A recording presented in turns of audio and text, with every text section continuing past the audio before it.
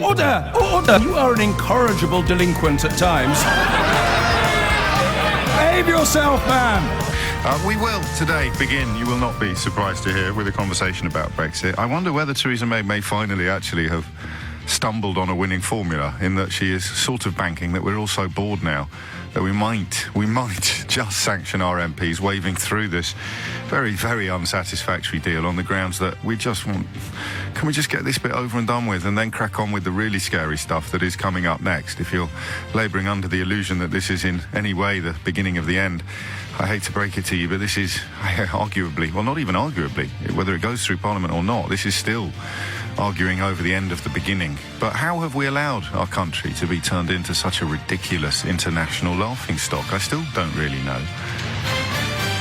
Later in the programme, the conversation about those police pursuit vehicles knocking thieves off mopeds. Some astonishing footage around, but it's a very interesting political and moral issue. So we'll definitely have a crack at that. And I'm quite drawn to a story. Don't snigger. I think the whole point about this story is that it's very difficult not to snigger. About care homes being urged to allow their residents, elderly residents, to watch pornography and indulge in altogether more sexual activity than they're currently permitted to do so. I genuinely would quite... Because here's the thing, right? You're going to be old one day. It's the weirdest thing. It must be like an evolutionary device, mustn't it? That we never really accept either that we're going to be geriatric one day or that we're going to die. I think it must be. I don't laugh, but it must be a kind of survival instinct. It must be built into us, hardwired into our DNA, because in a sense, if you knew you were going to die, it'd be very hard to get out of bed in the morning. If you accepted your mortality on a really existential level, there'd be a very strong argument for never doing anything, or for pursuing some sort of entirely hedonistic lifestyle dedicated exclusively to the pursuit of physical pleasure. You know? You wouldn't really be able to justify the idea of working really, really hard when you could have just stayed in bed. Same, I think, with getting really, really old. Every conversation I've ever had with you, and I'm only 46, and I've only just realised this as I started speaking on this subject at 5 minutes after 10 on Monday morning. Every conversation I've ever had with you about old people has seen old people as a species separate from the one I belong to. So you're listening to this now. I wonder if you even think of yourself as an old person. You might be 20 years older than me. So we're going to have a conversation about the sex lives of the ancient while acknowledging that we are ancient in waiting. We're all just waiting to be ancient. I may have come up with a slightly more profound insight by the time we turn our attention to that subject, presumably at 12 o'clock today. I'll also reveal in the course of the programme how much money we're expected to spend on our dogs this Christmas. Do you know what we've got in our fridge? Yeah. Prosecco for the dog. It's not alcoholic. I looked at it. It's in a little mini bottle, like the sort of size of a wine bottle that you buy on the plane. And I thought, what's that doing in the fridge? Toying with the idea of necking it. And I had a little look at the label. It's designed for dogs. If you'd told me that my wife would be reduced to buying Ersatz Prosecco for our dog, I would have laughed in your face. But that is just among the damage that a dog can do. So there's quite a lot to get through there. We may even, Brexit fans, we may even find some time to talk about fish. There's an astonishing story involving Facebook. I don't know if you're aware of this. I wasn't even aware of the constitutional requirements of this sort of thing. So there's an American Facebook executive in town, yeah. He's on a business trip to London. I presume it was the select committee, the media select committee, found out he was here and figured he was probably in possession of documents that might be pertinent to their investigations into Facebook's witting or unwitting manipulation of recent elections. So the Sergeant-at-Arms of the House of Commons, who I'd always thought was an entirely, ceremonial appointment. He's the fellow who sort of marches around the place with an enormous golden stick and fancy chains. The current Sergeant-at-Arms, Kamal Al-Haji, was requested by Parliament, this is astonishing, to essentially confront this Ted Kramer dude in his hotel room and demand that he handed over the documents. When he refused to do so, the Palace of Westminster official arrived at his hotel and gave him 2 hours to pass the documents over to MPs. He apparently refused to do it and was then escorted to Parliament himself when he finally provided them. After being warned he faced a fine or even imprisonment. And that's amazing. That's like something out of Henry VIII's time. The sergeants at arms, presumably not in full regalia, But he off he went to do this, and it's in the newspapers today. It's not on the front page. I think that's the most interesting story I've read in ages. I really do. So hopefully we'll have a little bit of time to look at that as well. But first, Brexit. And you won't be surprised to learn I have a little bit of difficulty knowing where to start now. You will remember that on the morning after the referendum, actually you might not remember because the number of people listening to the programme has risen rather rapidly since that dread day in June 2016. But you will know, because I'm about to tell you, that what I said the morning after the referendum was that finally we can all agree on one thing. And that one thing is that nobody knows what happens next. I think that was probably the last point at which you could have even dreamed of unanimity. I think we might have reached another point of unanimity. Well, all right, you've got a couple of exceptions, but nobody's happy with what has been negotiated. Now, if you're kind enough to listen to this programme on a regular basis, you'll know that what has been negotiated became more or less inevitable when the Good Friday Agreement met the ludicrously early triggering of Article 50, and even more relevantly, the red lines that Theresa May laid down in that infamous speech. As soon as they started pretending that the vote to leave the European Union had involved a conscious and deliberate decision to leave the single market and the customs union, as soon as they allowed that lie to get out of bed, we were placed upon a path that led inexorably and inevitably to today, to where we are now.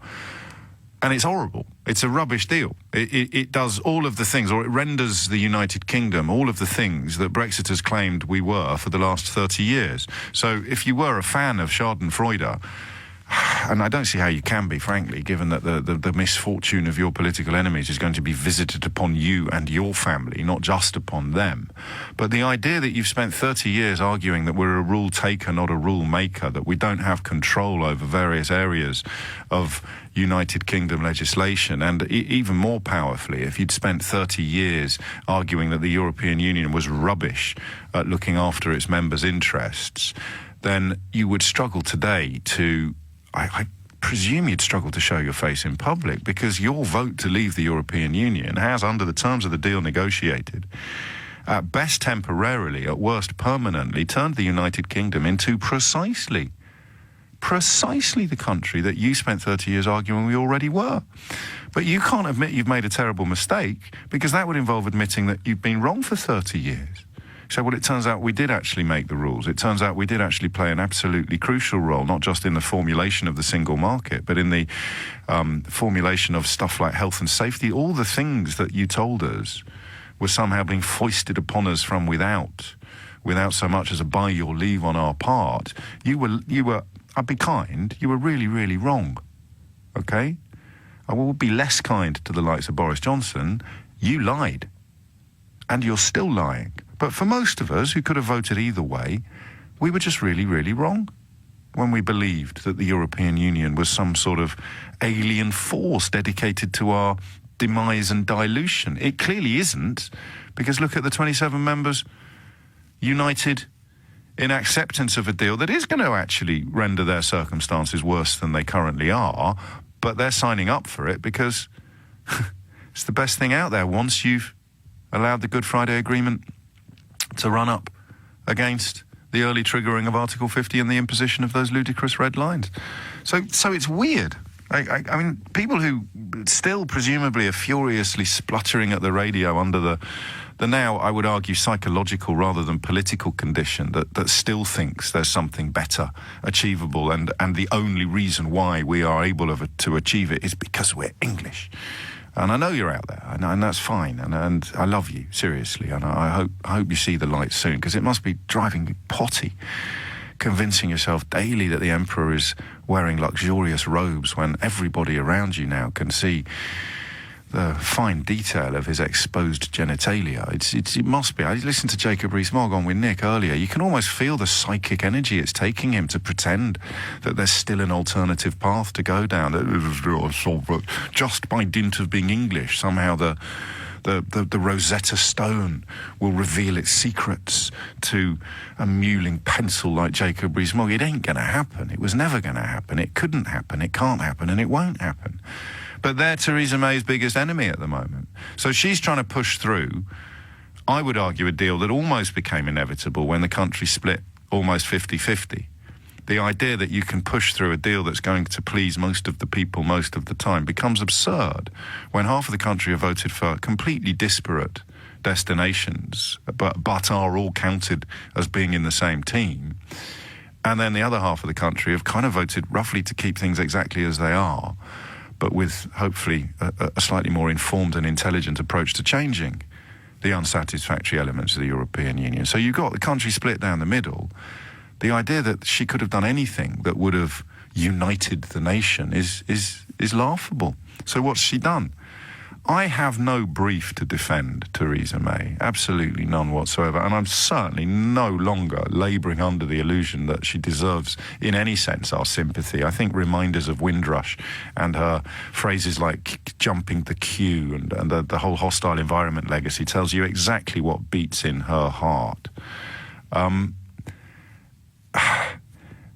But I don't know that she could have done any better than she's done in the context of a deal that Parliament will vote on. 0345 606 0973. So for me, personally, because I'm going to ask you to share your personal thoughts and feelings at the moment, if it was a binary choice between this deal and no deal, only an absolute psychopath would choose no deal, okay? Or, of course, someone whose entire career and fame and potential fortune depends upon pretending that things could have gone any other way. So one presumes that, but alongside the likes of Rees-Mogg, you'll get your Farages and maybe even your David Davises, the people whose failure to understand even some of the simplest detail of decades-old treaties and agreements has reached a point where it's no longer funny. This is literally like putting somebody who can't speak French in the middle of France and asking them to represent your interests. That's where we are now. So apart from those absolute headbangers, if it came to a straight choice between no deal and this deal, we'd have to go for this deal. Sensible, patriotic people who have the national interest at heart would have to go for this deal. But that glimmer of hope that it won't come down to a choice between this deal and no deal is what informs now huge swathes of the population whom Theresa May has elected to completely ignore. So I say to you, well, look, we should probably vote for this deal because no deal would be genuinely suicidal. Well, not suicidal, but on a national level, it would be utterly, utterly destructive. And you say to me, yeah, but why would I vote to chop off one leg, James, when there's still a chance of keeping both legs? And that's where, for the first time in a while, I'm left feeling a little bit confused, actually. Because I don't know. If it was down to me to make the choice between no deal or this deal, I'd have to choose this deal. But I can't quiet that voice in the back of my brain that says that's not the choice. It's not binary. Only people still dedicated to denialism and disruption and self-interest and ego protection, the only people who are going to say we should vote between this deal and no deal are the unicornists now, who will hope that, let's vote for no deal. Then we can continue pretending that there's something better on the horizon when everybody knows deep down that there isn't. So I don't know. I don't know what I want, and I don't know what really happens next. I can't see her getting it through Parliament. I just can't. The numbers seem stacked against her. She seems oddly optimistic about doing so. If it doesn't go through Parliament, and I think the clever money, we should check the odds, but I think the clever money would say it won't, then what happens? Anybody using the phrase leave on WTO terms should actually now be locked up in the tower because they are dangling in front of the British population damage and destruction on a scale that we have never seen in peacetime. And they're still pretending it will all be okay. It's despicable conduct, absolutely disgusting to observe. But for the rest of us, if you haven't got the sort of comforting reassurance of a lie or a simplistic solution to a complicated problem, where are you? That's my question for you today. Leave, remain, don't know, don't care. Wherever you are, where are you now? I'm going to cautiously suggest that we all think the current deal is worse than, in the case of a Brexiter, an unspecified alternative, in the case of a Remainer, a specified alternative. And that's really where it's always been. After 2.5 years of faffing and pussyfooting around, we come back to an unspecified, undeliverable future versus the known, unsatisfactory, imperfect present. And that's really all that's left. Are they going to carry on getting away with it? The Rees-Moggs and the Johnsons and the Farages promising unspecified, undeliverable futures, having your cake and eating it, sunny uplands, unicorns for everybody. Are they going to get away with it again? Or specified, describable, known reality, i.e. the status quo, will finally prevail? 18 minutes after 10. It's a long introduction, that. No apologies. But I would point out that it's not often I feel uncertain. I've got everything right. This isn't boasting. I wish I hadn't. I wish to God I'd been wrong about something. But I've told you every step of the way what was going to happen next, and I've been right. I can't tell you what's going to happen next now because it's not about understanding the issues. It's about human beings with all their frailties and flaws in the House of Commons, choosing to walk into one lobby or the other. And after that, you could be a constitutional expert of professorial level. You still wouldn't know what happens next. That's what we've done, really. When all is said and done, we voted to turn ourselves into a chaotic, divided, furious, damaged country. And I still can't quite believe the simple fact that it's all completely unnecessary. I have a problem, as you know, with regard to recognising reality. It's very hard to describe the descent into chaos and confusion without maligning the people who voted for it. It's very, very hard to have these conversations without falling into that patronising, sneering, condescending trap, whatever you want to call it, because if you voted to leave, you did something really silly. That's, I think, clear to everybody now, except those who are still pretending that the vote could have led somewhere else. So I don't know how to talk about you in a way that doesn't make you feel silly, because you have done something really silly. But that's all. It's a silly action. It doesn't make you a silly person. And I will make that distinction repeatedly, despite the fact that obviously for those who are still pretending that they're not silly, or they didn't do anything silly, they'll choose not to hear those words. 24 minutes after 10. Marcus is in Stoke Newington. Marcus, what's going on?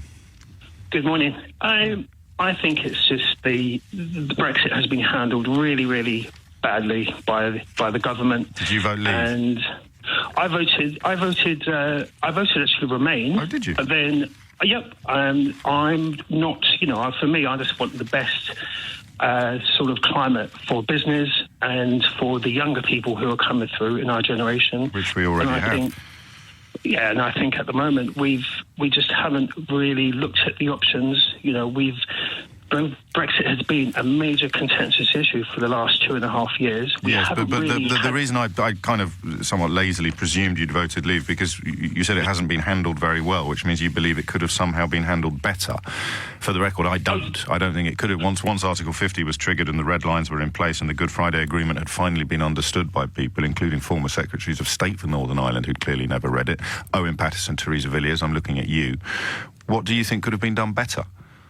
Well, I think it's really about the whole misinformation that's been out there about the European Union, about how it's this big archaic institution. Well, that's a pre-referendum complaint. Post-referendum, unless I've misunderstood you, how do you think Brexit could have been done better? Brexit could have been done better by actually having some clear options, and those options would have been a clear leave, a clear... What does that mean, though, Marcus? Well, a leave means if you have to offer people a no deal Brexit, then you have to offer it to them, but you have to give them the information. There's just been too much misinformation, and it's been really poorly handled. A lot of people... No, but it hasn't, though. What you've got, all the information you need has been available all along, but unfortunately you have liars and charlatans who are shouting misinformation and inevitably getting amplified and invited into studios and invited to share their misinformation. So you can't create a world in which liars and charlatans are outlawed. I personally would quite like to. I certainly don't allow them on this programme, which is why I don't allow them to lie on this programme, which is why they're so reluctant to come on it. So that's the problem you've got. It's all very well saying things could have been a lot better if people weren't swallowing all this nonsense that's out there, but ever since the referendum was called, people have been invited into television studios and to write newspaper columns, and they're being handsomely rewarded for spouting nonsense and dishonesty. But then you have, when you, for example, we've got our so-called elected leaders, and the quality of debate has been absolutely appalling. It's been shocking, really. But that's because they're dealing with an emperor's new clothes scenario. And I think I share many of your frustrations, but I mean, with respect, I don't think you're ever going to create a world in which politicians don't fib, in which egos don't trump national interest, in which people don't put career before party or party before country. And the idea that it could have somehow done differently, unless you're simply saying, well, if everybody actually understood everything, then there never would have been a vote to leave in the first place. You're absolutely right, but it doesn't help us get out of the current mess. Karen's in Reigate. Karen, what would you like to say? Hi, James. I don't normally do this. Well, what on earth are you doing? I'm ringing you. Oh, I see. Thank God. Good Lord. I'm a political activist, but yes. I'm just ringing. I want to make a couple of points. Yes. I can remember joining the European Union. I studied French. I was so thrilled when we joined the European Union. I was so proud.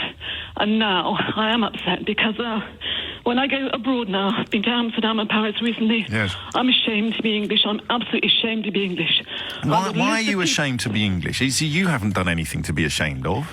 Just because some of your neighbours might have done doesn't no, give us a cause. I'm ashamed because I think as a whole now, when you go to Europe, I feel ashamed because I think we have turned into a small, mean-minded, narrow little island. I mean, years ago there was that apocryphal Nazi propaganda put out, Fogging Channel, continent isolated. Yeah, but that was quite funny. I mean, there wasn't a Nazi propaganda. It was just that we always... James. Was it really? Check it, okay, yes, no, okay, I'm not arguing. I was going to email you about it. I'm not arguing. I'm just trying to cheer check. you up a bit. I'm sorry. Sorry, and it was actually propaganda, but it's true. It is absolutely true. We are now perceived as a tiny, narrow-minded, petty little island. And I did listen to Jacob Rees-Mogg this morning, and the pompous arrogance is absolutely insufferable. It is, isn't it? I'm afraid I can't disagree with you on that. And I have a list of people I propose to email. I'll try and keep it short, James, because I know you're a busy man. And just to say, for God's sake, do something. Tony Blair, Gordon Brown, for God's sake, well, they're trying. But what if it gets voted down in Parliament and the prospect... But they're still selling unicorns, Karen. So if it gets voted down in Parliament, they are still going to pretend that they understand what no deal means, that this phrase WTO terms is anything other than a complete porridge of damaging nonsense. It doesn't go near Euratom, it doesn't look at aviation, it doesn't go near any of the things that keep this country functioning. But if Jacob Rees-Mogg can sit here and claim otherwise, then the realistic prospect of us doing it increases in the event of the deal being voted down in Parliament, which is why I understand MPs who will currently be toying with the idea of voting for it despite hating it, and I understand why Theresa May is betting the farm on persuading them to do that. The one upside I can see to it being voted down is that it'll be so chaotic, there'll be a general election, and then whichever party... I don't think there will be a general staying in Europe... I mean, I did email the Lib Dems, Vince Cable, when all this kicked off, and said... There are 5 people in my house. If you say we want to stay in Europe, you've got 5 votes. So if anybody's listening out there now, please do something. If it gets voted down, just put something up, your manifesto, whatever.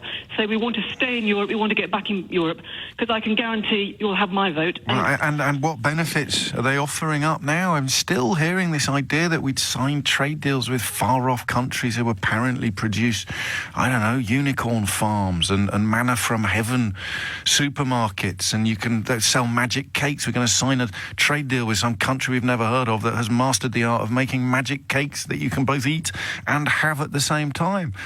And on what possible planet is a denuded, diminished market of 50 million people more attractive for a foreign power than a market of 500 million people? Answer, easy.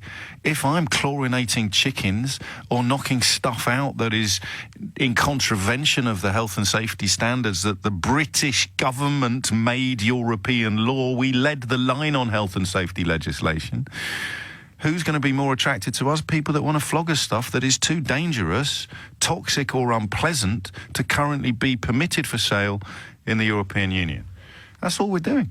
Now, I think, what's that great Hamlet line about, I have lost my mirth? I know not why, I can't remember, but I think I know why I'm feeling a bit odd today. I normally get my dander up on a Monday morning when the weekend has seen many of my predictions come true and a lot of my political analysis rendered absolutely accurate. But I think it's now the knowledge that there is a significant swathe of my fellow countrymen who we'll never hear the satisfying kaplink of a penny dropping.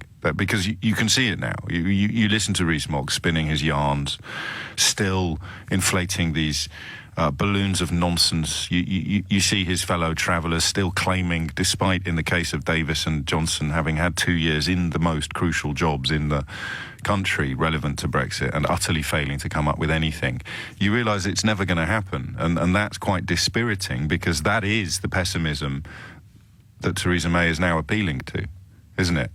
Theresa May is effectively saying to Parliament, look, this is a bit rubbish. It's not as good as staying in. Deep down, everybody clever always knew we were never going to get anything better than staying in. But look, these madmen are still out there. These madmen are still out there. And if we don't vote for this profoundly unsatisfactory and imperfect and inferior deal, then maybe the madmen will actually be able to grab the steering wheel again, like they did in the run-up to the referendum result. And that's why I think there's a chance she'll get it through.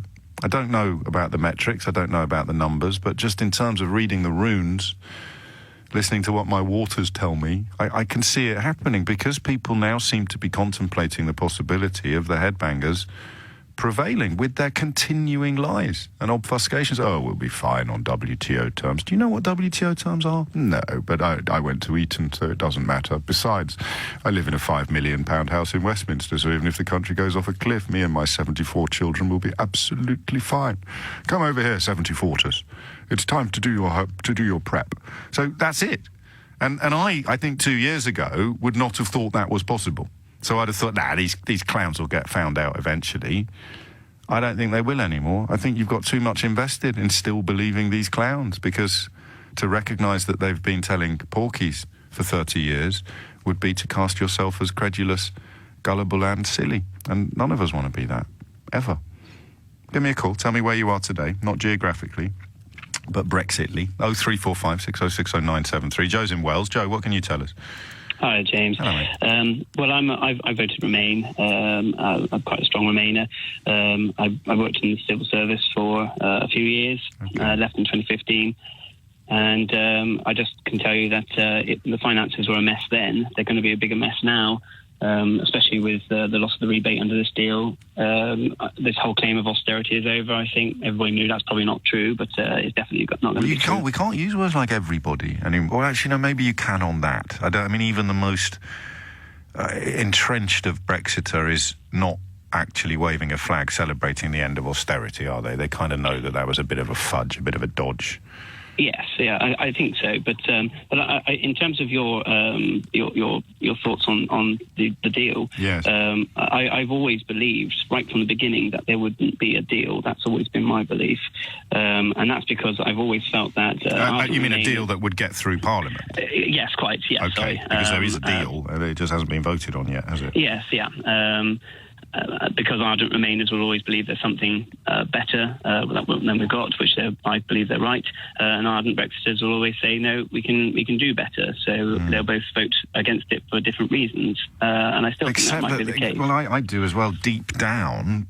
But I do. I mean, I understand the Remainer mindset. The Remainer mindset is open to compromise. It's open to accommodation. It's open to communal action, collective bargaining, and it's also open to damage limitation. The Brexit ideology isn't. It is simply just a close your eyes and run at full speed towards that door in the hope that if you somehow manage to pass through it, you'll find yourself in heaven. So I wonder whether the pragmatism of the Remainers you describe will actually see this reduced to a choice between utter madness and disappointment. I think you could have a point, deal, because the likes of Ken Clark, for example, has said that he's called it a dog's dinner, but he'll vote for it. So, what have we done to our democracy?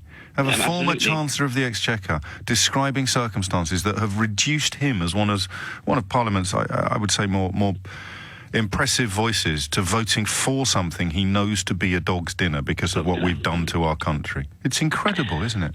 But there's the likes of myself, I'm afraid. I'm probably the most pragmatic person you'll meet, but I think because of the way the referendum was conducted, as you well know, so much falsehood, so much lies, so much deception, we just feel so angry, so, along the case of why should we be accepting this when none of it is true? It's all based on lies. Yes. But that's the problem, isn't it? Psychologically, there'll be people listening to this programme who you have now mortally offended. And I know you don't mean to, and I didn't mean to either, but I think it's too late now for me to in any way withdraw that offence, because they still don't think they were lied to. And you don't have to dig deep to find them. Those ones I'm not too upset by. It's not the unicorners that upset me. It's those who know full well we're cutting our nose off to spite our face and are still saying, let's go ahead with it. Well, I would put Rees-Mogg in that category, as opposed to David Davis. David Davis just doesn't seem to understand anything. Rees-Mogg, whether or not he has some sort of vested interest in the chaos that will ensue, he seems to know. I thought you could hear it in his voice this morning. He knows the game's up.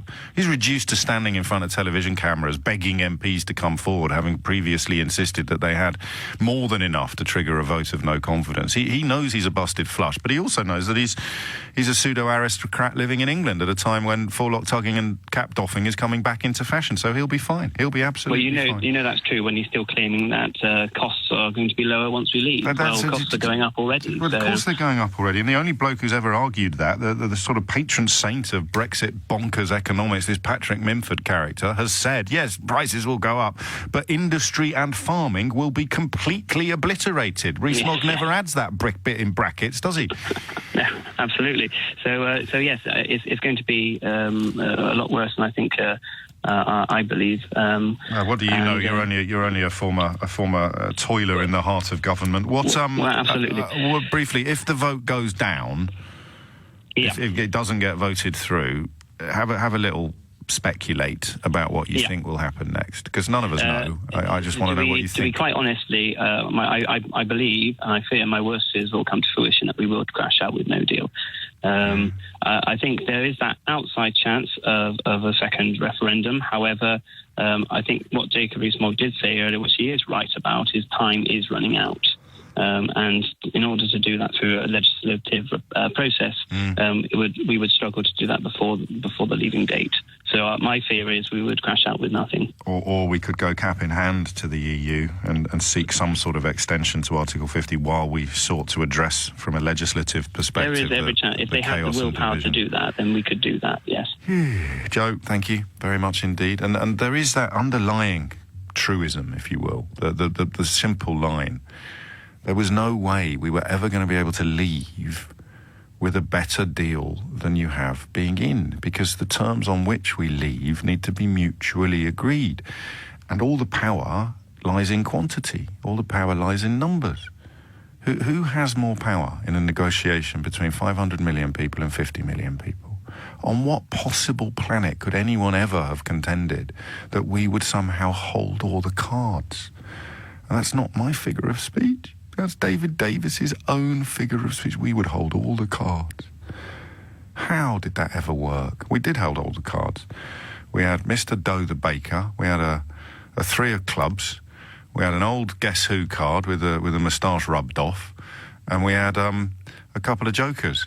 Unfortunately, we were playing poker. People who told us to hate the European Union because it didn't defend its members' interests are now telling us to hate the European Union because it's rather good at defending its members' interests. The deal that was agreed this weekend by the 27 remaining members is not good news for them in the great scheme of things. They'd much rather we were staying. But if we insist upon leaving, then inevitably, when it's a 500 million customer market negotiating with a 50 million customer market, they have the power, they have the leverage, they have the strength. So all of the people who told you that the EU was rubbish at looking after its members' interests, despite having very little evidence to support their position, except, I suppose, the privations visited upon Greece in order to rescue the country from actual bankruptcy. Damn that European Union rescuing Greece from bankruptcy. That's outrageous. What a appalling surrender of sovereignty that was. Everyone who told you that the EU was not very good at defending its members' interests is now reduced to saying, oh, actually, turns out they're really good at defending their members' interests, and that's why we should leave. Okay. Tina is in Grantham. Tina, what would you like to say? I'd like to say that I share your uncertainty. Go on. I've been a total Remainer. Yes. ever since the word was invented. That's unlikely, given that the word was probably invented in sort of around about the 12th century. Yeah, well, I've been Remainer since then. Go on. I just can't see any good coming of any of it. I think... Is that because you're not believing hard enough, do you think, Tina? I'm not. I don't believe in unicorns. No. She's worked her socks off to get this so-called deal. I can't see how she can get any better. Well, she can't. She's been told that in no uncertain If you belong to a golf club and you say, I don't want to belong to the golf club anymore, but I want to come and play golf, they'll tell you where to go. I mean, but you can't... But maybe the membership of the golf club prevented you from joining golf clubs in Ulaanbaatar and Outer Mongolia, you see. So now that you've left the golf club, you're free to sign new deals with the Outer Mongolian golf club. Oh, yes. Or the one in the middle of the Kalahari Desert, That's that's mostly bunkers. Well, it is bonkers, but people... No, bunkers, not bonkers.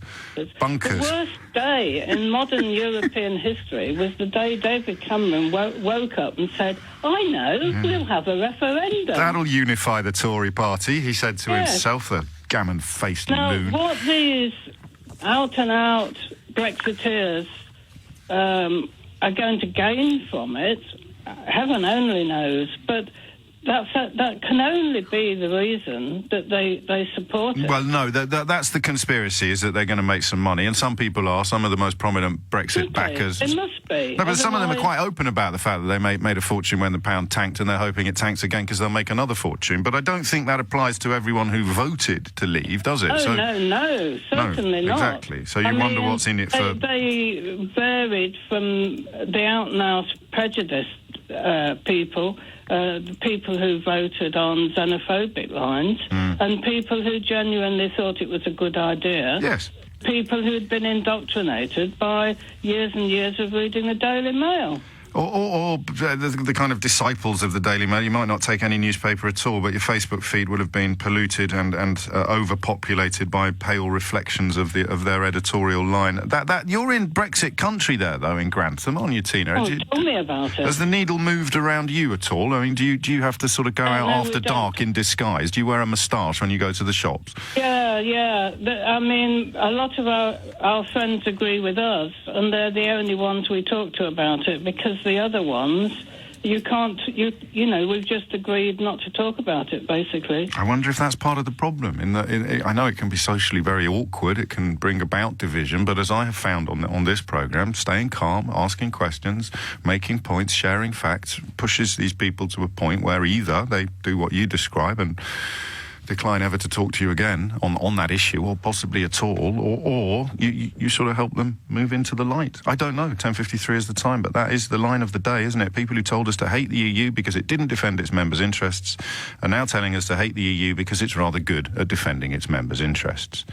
We only found that out, sadly, as a result of deciding not to be a member anymore. Gareth is in Chard in Somerset. Gareth, what would you like to say?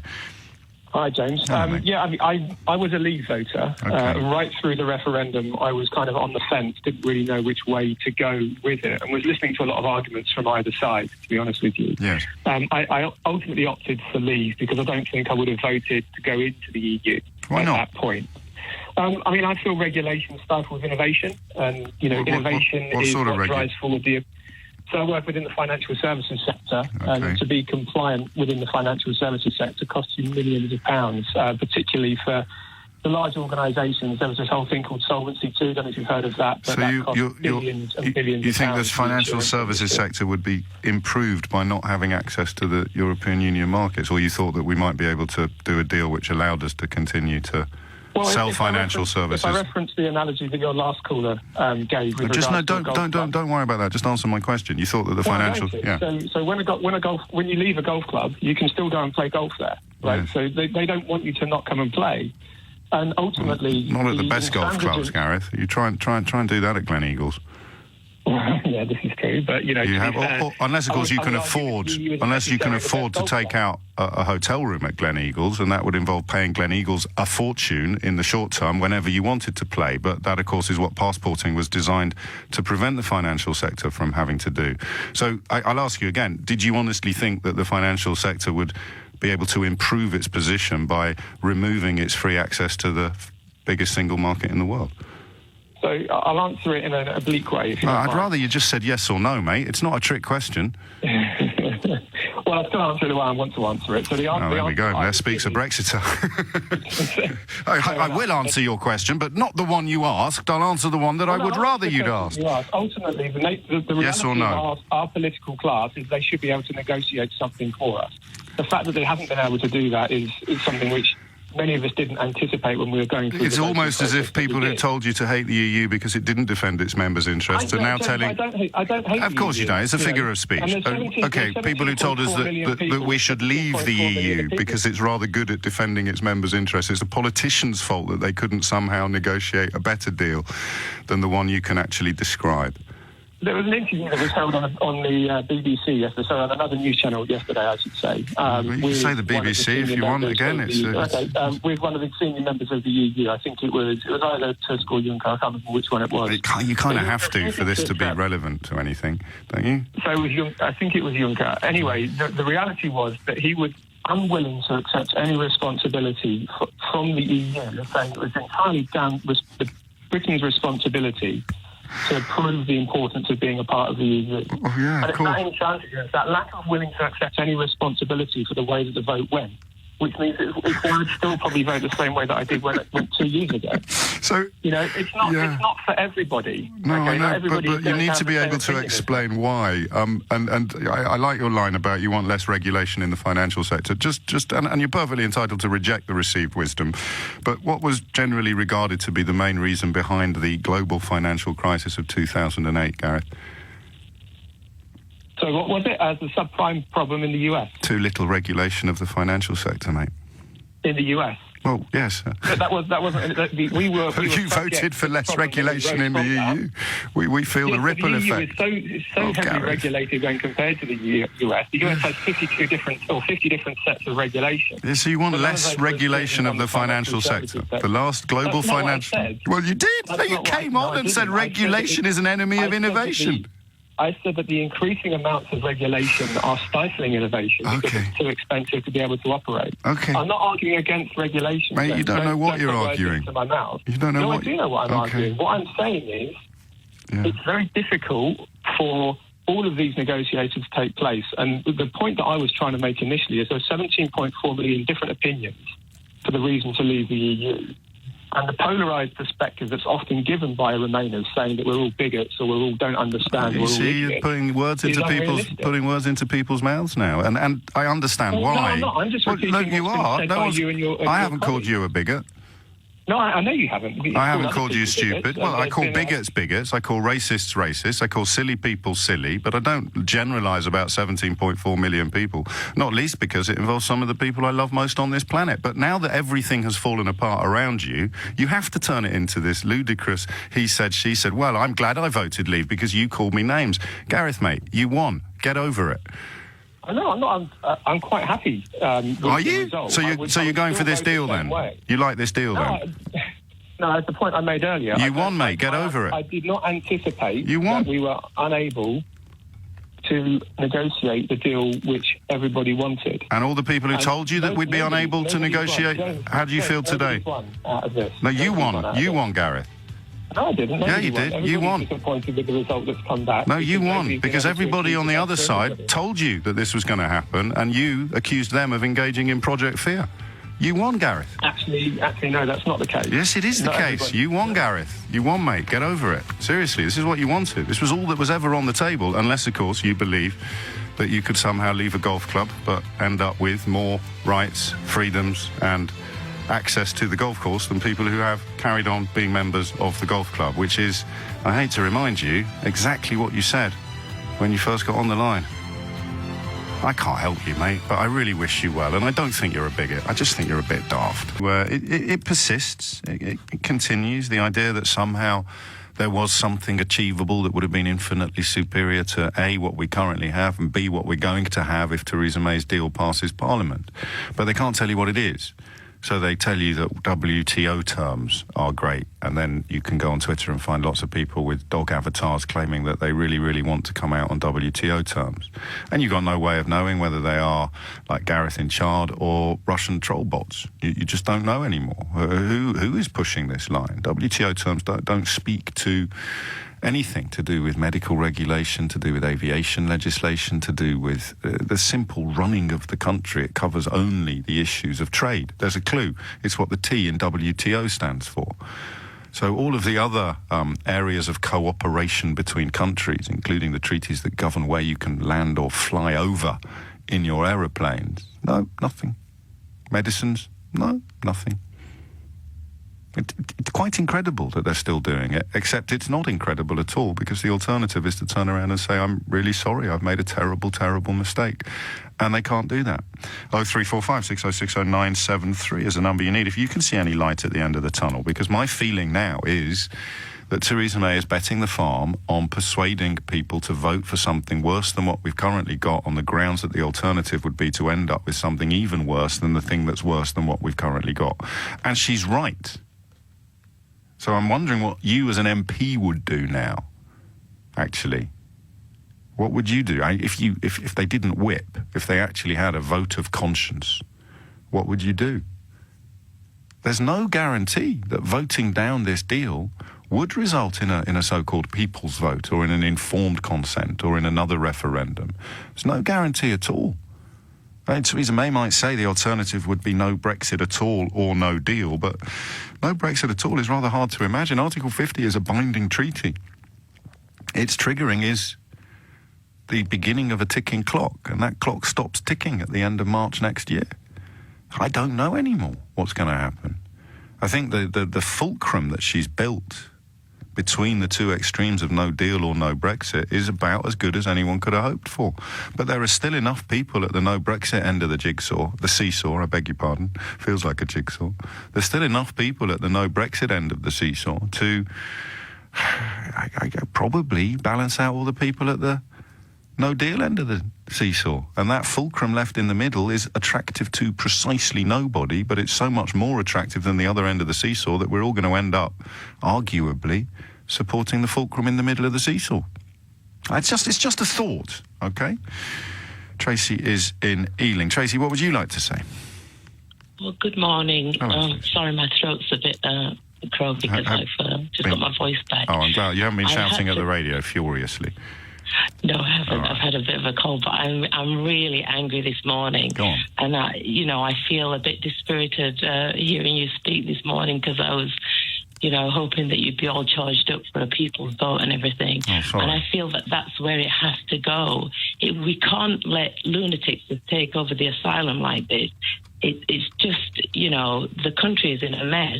And they may, I heard on Matt Fry's show, yes, somebody talking about burning down Parliament if they don't get Was he called Guy Fawkes by any chance? That's the last time that was attempted. I keep hearing these people threatening, anarchy and everything if they don't get what they want. And, all that's done for me is just make me feel more determined that this has to be stopped. It's ridiculous. I mean, where are the adults in the room? I'm looking at plausibility of stopping it. The adults in the room are the ones delivering the deal, Tracy. Sad though it may seem to concede that. The adults in the room are the ones who recognised the result of the referendum, but simultaneously recognised that 17.4 million people were going to be disappointed by anything that was actually deliverable because of those promises being so overinflated. And so they have done what is deliverable, but which is desirable to none of them, and they're the grown-ups. So I think later in the week maybe I will have my dander up, but I've been thinking about it a lot this week, and I made a couple of speeches this weekend as well, and I understand the mindset of Ken Clarke would be the key figure here. I understand why he's doing what he's doing, because he contemplates the headbangers grabbing the steering wheel again, and we've seen what happened last time they grabbed it. They led us to this result. So I I just think there is no strong leadership, and I think if there was strong leadership, it would things would be steered in a definite positive direction instead of people worrying about what direction? What direction? I'm not being funny, but what do you think? You want a major politician. Yes, but there's no party that can come out in favour of that at this point because the deal, A, hasn't been voted on in Parliament, and the Labour Party have essentially decided that the most likely way to Downing Street is just to stay silent about everything or to offer up a confection of conflicting positions depending on who's actually being interviewed at the moment. Where do you think this leadership is going to come from? Oh, James, I don't know, to be honest. I just think that Theresa May put out that letter yesterday and it appalled me because it's just lies. There are untruths in it, but I don't know. I mean, in terms of... The thing is, I've said this before, and my analogies are generally quite helpful until other people start trying to sort of... turn them into something else. But the car boot sale, so you pay 20 quid to do a car boot sale, right? Now, you might make 200 quid there, but if you decide not to do the car boot sale, then technically speaking, you've got 20 quid in your purse that wouldn't have been there if you'd done the car boot sale. So when she says the money we currently send to the EU, we won't be sending to the EU anymore, she's actually right, but of course we won't be doing the stuff that sending money to the EU allows us to do, which everybody recognises is a big fillip to the economy. So I don't know that she's actually lying in that sense, but she's certainly been economical with the truth. But she's doing that because she thinks the public is becoming lethargic to Brexit, which is true. Yeah. But I think if we don't stay alert, we're going to end up in a real mess, even more than we are in now. But is there not a tiny bit of you that thinks we must be wrong? So I appreciate they're not the most prepossessing people on the planet, but equally they're not sort of monsters and ogres, and they insist that things aren't as bad as. But then I'm about to say all the experts say they're going to be, and we're back to the referendum again, where you're going to trust the opinion of some Herbert on Facebook over the opinion of the head of the CBI or the governor of the Bank of England. James, I was upset when we lost the vote because I voted Remain, but I accepted it, and I've watched in silence to see what was going to happen, and it's just become an absolute mess where people who clearly know nothing, have had the largest platforms to spout absolute lies. And I've got to this point now where I'm absolutely furious. I'm normally one of the people that, just sit back about things like this and just watch it play out. But even I'm furious now. And I just think, something has to give. I don't know. And I'm relying on you, James. I'm sorry, I'm relying on you, and I'm relying on Majid to step forward and really put a case to remain in this country, because I don't know what we're going to do otherwise. Flipping heck, I've done my bit. Someone else can do some heavy lifting now, but no, I'm just looking at the political realities now. The pragmatics is the theme of this programme today, as opposed to the principles. Oddly, because in principle, if everyone can't agree now that there was never, ever any circumstance, you can't leave a golf club and enjoy better terms and conditions than people who are still in it. Even if you can pay a ton of money to play on a Sunday afternoon, or you can get access to the driving range, you just can't. But you've heard people claim that somehow you can be better off after leaving the golf club than the people who are still in the golf club. If they're not seeing it by now, I think pragmatism demands that you have to adjust your politics to accommodate the plausible and the possible, as opposed to the stuff that would happen if everybody could see clearly. They clearly can't. I don't know, but I might change my tune by tomorrow. That's how I make sure you tune in to find out. Sheldon's in Windsor. Sheldon, what would you like to say? I'd like to say that there doesn't seem to be anything on the table for anyone at the moment. No one is getting anything out of this. The Brexiteers don't get what they want, the Remainers don't get what they want, Europe doesn't get what it wants. So there needs to be something else on the table. You can't make a silk purse out of a pig's ear. Let's put some silk on the table. Let's go back to Europe and say, well, what would you give us if we stayed in? Well, we've already done that, though, and we're not in Schengen. But they didn't really take us that serious, did they? Because there wasn't anything that they could offer us. We already had what many considered to be the most enhanced membership, and they have already answered your question and said absolutely no chance whatsoever. Yeah, no, if we stay in. No, mate. Yesterday's the summit this weekend. I categorically said no chance. There's no plan B. You can't come back for more. I mean, you're still with. I love you like a brother, but you're still doing it. You're still thinking that somehow they should reach out to us, and because we're us, you know. No, we're not. It's 27 countries defending their interests against one country that's elected to chop its nose off to spite its face and hurt the other 27 countries in the process. Why the hell should they be the ones trying to pour oil upon the waters that we have churned up, Sheldon? Yeah, I understand what you're saying. But it's the very fact that them 27 countries, when you do sit around that table, they don't look at us as an equal in the past, because we're not an equal. No, you're right. We're one of the most senior members of the European Union. We invented the single market. Yeah. We wrote most of the legislation that governs areas like health and safety. We even wrote... didn't get the respect that we deserve. Oh, Sheldon, what do you mean by respect? We wrote Article 50. Lord Kerr is a British diplomat. We actually even wrote the mechanism which we triggered in order to leave. Good. You are so good. Well, there is another... Go on, then. Right. I don't believe that the British people are racist and bigots. Not a percentage of them of 52. There's definitely a few in England. Absolutely, you're right. No dispute at all. Right? No dispute with that at all. They're all over the world. Yeah. But there's no way that 52% of them are there. So they need something else to vote for, which is a bit better. And then you put a deal on the table where you say, right, we're out. We can't, mate. It's not. You don't. It doesn't work like this. You don't have to pay in for 3 years because we need an infrastructure that caters for the amount of people that's coming to England. No. We don't We're not even the biggest. We don't even have the biggest influx of. We're not even the biggest recipient of free movement of people. These things just don't hold up to scrutiny. Anything you negotiate on those grounds, Germany would deserve more than we get under the same terms and conditions. It's just not there. Sheldon, mate, I think that use of the word respect says it all, because you feel aggrieved because you perceive them somehow to have treated us with a lack of respect, and they haven't. That's the whole point. You voted to leave because you'd been persuaded that they didn't treat us with enough respect, and now the fact that they're not rolling over to accommodate our fit of the vapours somehow sees you double down on your original conviction that it was their fault we voted to leave. I didn't vote to leave. All right, what you got me there. Is no one is getting that. no one is getting anything. I actually didn't vote because there was nothing on there. I was about to suggest that. Well, you to be fair, you should by now have recognised that the status quo, albeit flawed and imperfect, is superior to anything else that was deliverable. And you still sound a little bit like you think that the impossible could have been deliverable. And listen, EEA-EFTA, it could have been possible for us to secure some sort of freedom to strike trade deals with these mythical kingdoms that produce unicorn farms and sell cake that you can eat and have at the same time. But that would have involved retaining freedom of movement of people.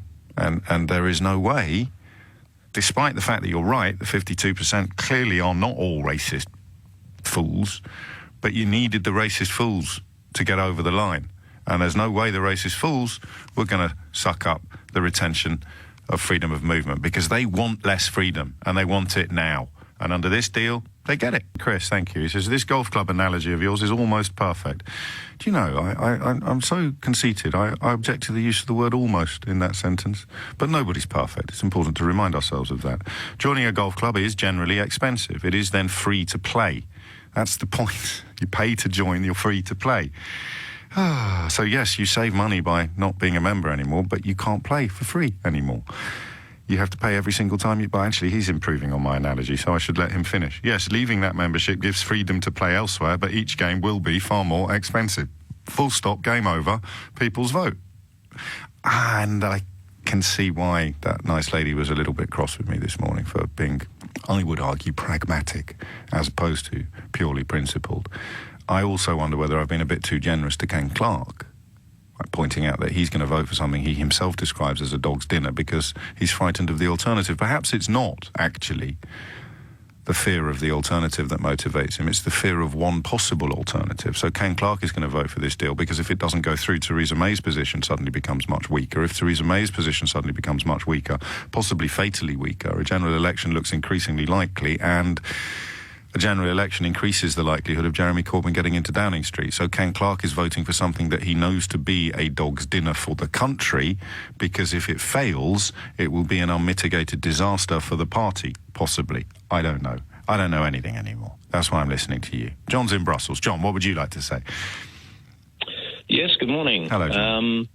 I personally think there's a fundamental strategic decision facing the United Kingdom. So whether it wishes to remain, if you like, a truly social democratic society in the future, following the lines of Europe, or whether it wants to follow the sort of naked free trade option which is proposed by many of the extreme Brexiteers. And I sincerely believe that many people don't understand, beyond the emotional rhetoric of Brexiteers, where their intention is to take the United Kingdom in the future. And that's something people should be hugely aware of. But it sounds less sinister, doesn't it, when the chap earlier with the phrase regulation is the enemy of innovation. You can essentially sell people the idea that they should surrender their protections and their rights and the regulations that have been brought in so that they are less likely to get injured at work or to get poisoned by their dinner. You can somehow sell it. This is where the classical liberal nanny state rhetoric is so effective, isn't it? You can sell it to people as,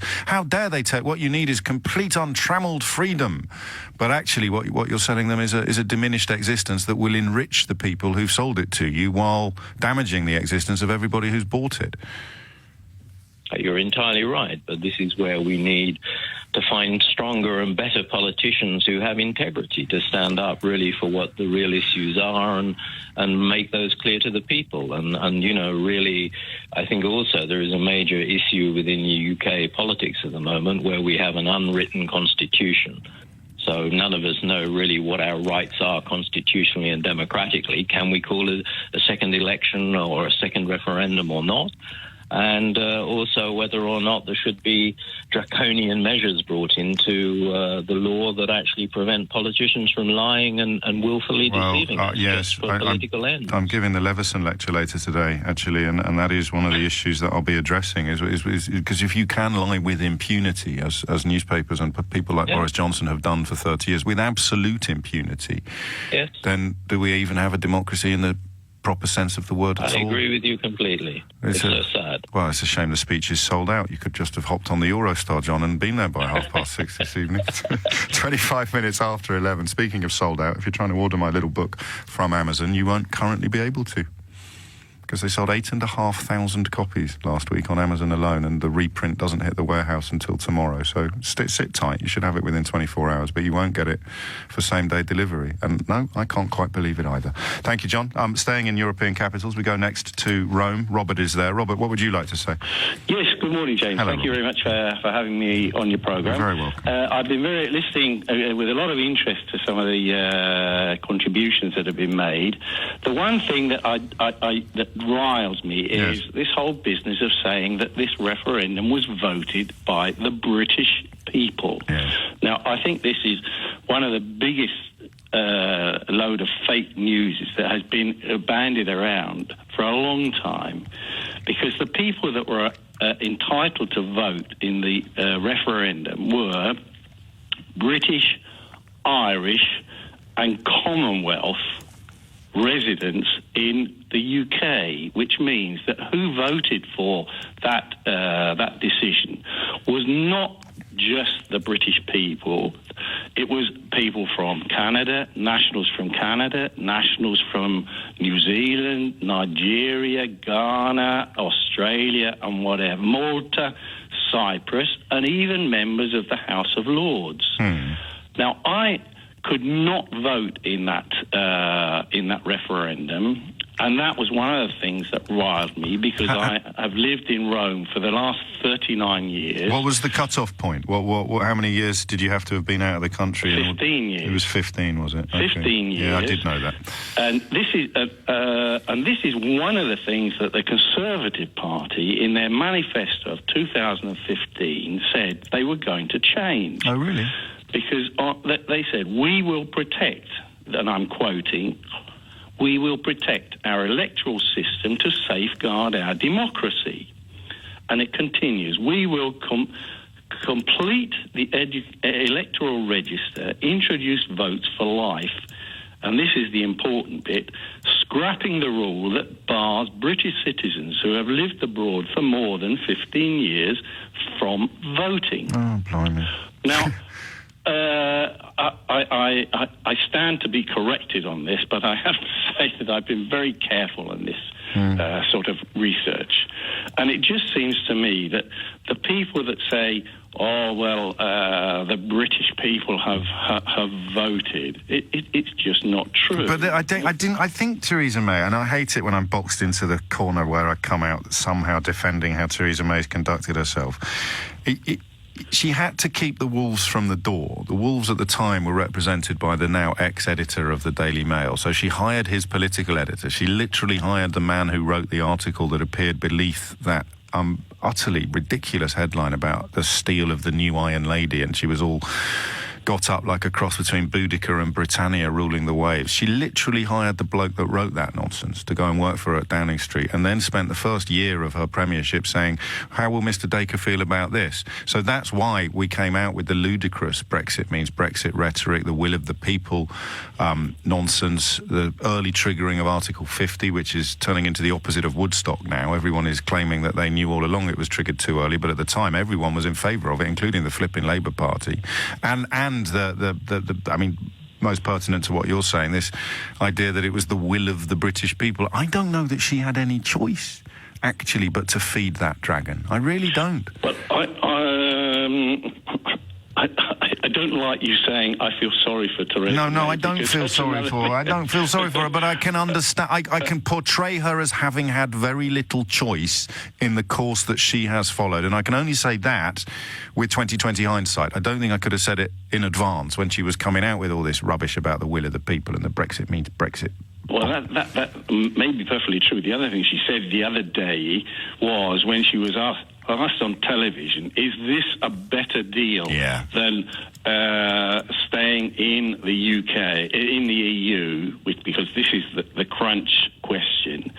She answered, it's different. Yeah. Now, different means what? No, absolutely, whatever you want it to mean. Better or different means worse? Because if it was better, she would have said it is a lot better, not just this is the best we can get. And this is the thing that is dragging me to the conclusion that there is only one solution, and that is a second referendum. But the rules have to be very clear here. It is the British people. You can't have Irish nationals living in the UK voting on a referendum, not because they're Irish, I've got nothing against Irish, or Australians, or Canadians, or whatever. But it is not their decision. I would disagree with you. Actually, I'd say it's wrong that you didn't get a vote, but I wouldn't have taken it away from them if they live here. I would have extended it to anybody who'd lived here for X years or more. But of course, that would upset a lot of nativists. Where does the line stop? That is the question. If it is a referendum on the UK, then the British people should vote, and anybody who's a British national, and I have got my British passport. I have never. It is incredible that a holder of a British passport couldn't vote on the single most important moment on the history of this country. With Italian friends, because they say, well, why you lived here so long? Why don't you take up Italian national? I don't want to. That's the basic. And you didn't have to. But what are you going to do now if things continue as they seem set to continue? That is a very, very good question. First time for everything. If this whole thing gets scrapped and there is no deal, I don't know. And that's your future, that people have essentially just tossed into the cement mixer of history, and who knows what's going to come out the other end. And of course I care, but I don't care as much as you do because I'm not in the cement mixer.